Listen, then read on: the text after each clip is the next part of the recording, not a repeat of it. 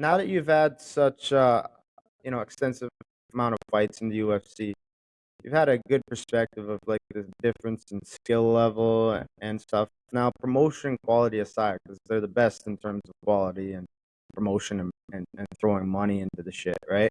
Um, what do you think is the biggest difference skill wise between regional, UFC, Bellator? Because there's some fighters that are on regional that are good enough to fight in the UFC or Bellator or any of those organizations, but they just haven't gotten the opportunity.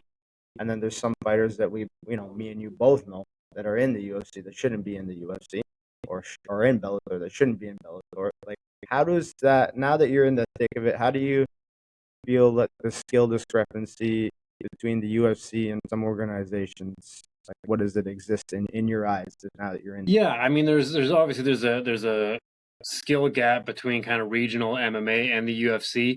But one of the biggest things you'll find too, once guys are kind of making into the UFC, is they don't really like they won't have that quit. Like there'll be some guys in regional MMA that maybe they'll be a black belt or they'll be great at jiu-jitsu, but they get punched once or twice, and then you'll see them kind of mentally break. So guys that Yeah, usually make it to the UFC have been around long enough, and they're mentally tough enough that they're not gonna you're not going to be able to hit them once or twice and then they're going to fold, or they're going to, kind of give up and check out and, become really defensive.